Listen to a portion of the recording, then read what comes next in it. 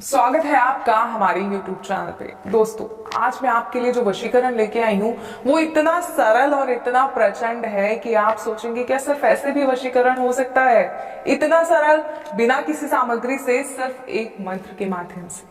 तो सोचिए वो मंत्र कितना प्रचंड होगा, जो सिर्फ अपने आप में इतना प्रचंड है कि सिर्फ जब आप उसका सिमरन करेंगे, उस मंत्र का जाप करेंगे, तो सामने वाला व्यक्ति आपका हो जाएगा।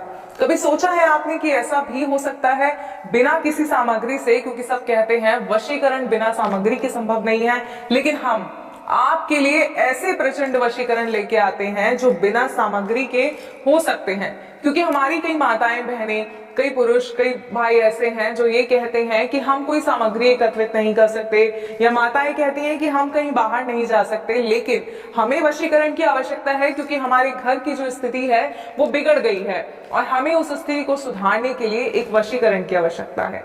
इसके बिना हमारे घर की स्थिति सुधर नहीं सकती, क्योंकि बहुत बुरा लगता है जब अपने दूर हो जाते हैं। घर में तो साथ रहते हैं, लेकिन दिलों में दूरियां बहुत ज्यादा बढ़ जाती हैं।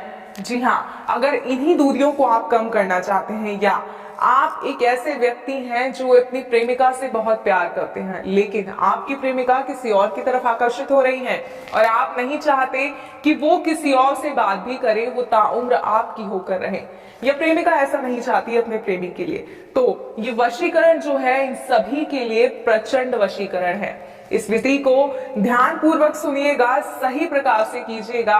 और एक और मेरी खास बात कि किसी भी गलत मंशा से वशीकरण का प्रयोग नहीं कीजिएगा।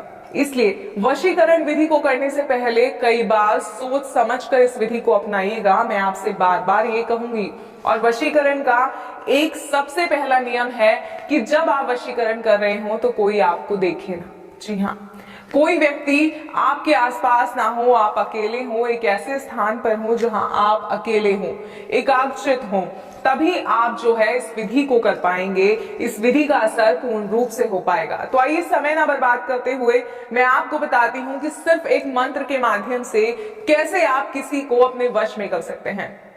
दोस्तों, पूरा दिन व्यतीत करने के बाद शाम को, रात को, जब आप रात्रि में सोने जाते हैं, तो उस समय इस विधि को करना है। और करना कैसे है आइए बताते हैं। आप स्नान करके साफ स्वच्छ वस्त्र पहनकर इस दिन सोने जाइए, और सोने जाने से पहले जब आप अपने बेड पर, अपने गद्दे पर, जहां भी आप सोते हैं वहां पर बैठेंगे, तो इस तरह आसन लगाकर एक बार बैठिए और अपने हृदय पे हाथ रखकर उस व्यक्ति का नाम लीजिए जिसे आप वश में करना चाहते हैं। सही कहूं तो उसका सिमरन कीजिए, और इस हद तक कीजिए कि उसका चेहरा आपकी आंखों में उतर आए। और उसके बाद आपको इस मंत्र का 21 बार जाप करना है। जैसे ही आप इस मंत्र का जाप करेंगे, उसके बाद आप सो जाएंगे। सुबह जब आप उठेंगे तो आप देखेंगे कि वो व्यक्ति किस तरह पागल हो रहा है आपसे बात करने के लिए, किस तरह सिर्फ और सिर्फ आपकी सुनना चाहता है। अगर कोई माता है तो उनका बेटा सिर्फ उनकी आज्ञा मानेगा, किसी और की नहीं सुनेगा। अगर कोई पत्नी है तो उसका पति इस तरह उसके आसपास घूमेगा कि बस उसके सिवा दुनिया में कोई और है ही नहीं। अगर आप चाहते हैं ऐसा, तो इस मंत्र को ध्यान पूर्वक सुनिए। और मंत्र है ओम नमो भगवते त्रिलोकचन मम वश्यम करु करु स्वाहा। एक बार और मंत्र बताती हूँ, ध्यान से सुनिएगा। ओम नमो भगवते त्रिलोकचन मम वश्यम करु करु स्वाहा। इस मंत्र का 21 बार जाप करना है। व्यक्ति का नाम लेना है। बात बहुत ध्यान से सुनिएगा कि हृदय पे हाथ रखकर ये पूरी विधि करनी है। कोई आपको देखेगा, इस बात का भी ध्यान करना है।